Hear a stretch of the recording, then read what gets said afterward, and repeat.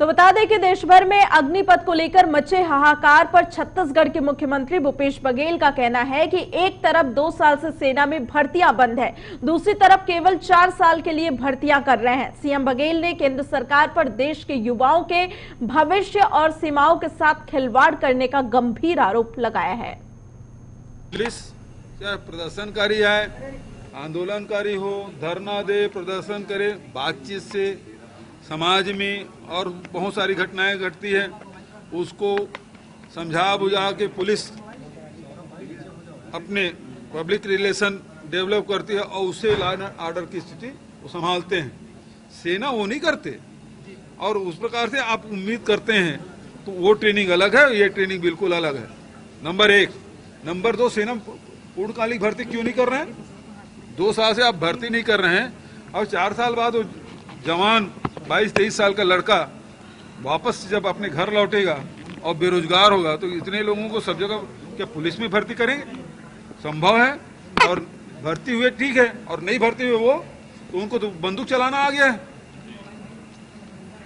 तो समाज को किस दिशा में ले जा रहे हैं आप? आपकी नीयत ठीक नहीं दिखाई दे रही है।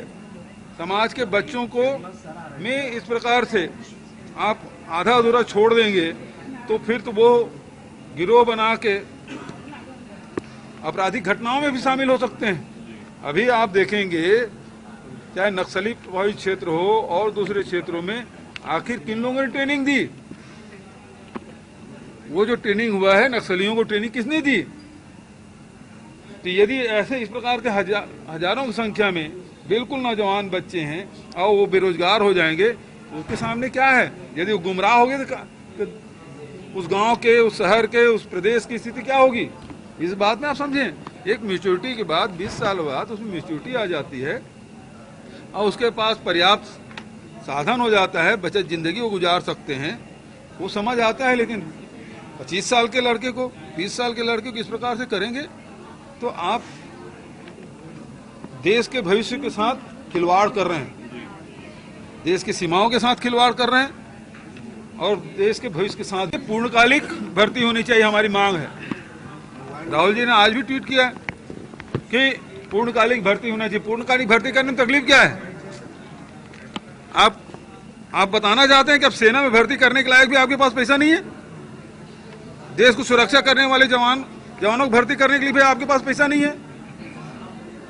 वो जज्बा लेके देश की सीमाओं में जाता है, मुझे देश की सुरक्षा करना है और उसके साथ उसके भविष्य के साथ खिलवाड़ कर रहे हैं, देश की सीमाओं के साथ खिलवाड़ कर रहे हैं। इस प्रकार से क्यों होना चाहिए? आप पूरे संपत्तियों को बेच रहे हैं एक तरफ, जितने भी संपत्ति है, अब दूसरी तरफ सेना में भी भर्ती करने के लिए आपके पास पैसा नहीं है। आपको श्वेत पत्र जारी करना चाहिए। आपकी स्थिति क्यों आई है सर?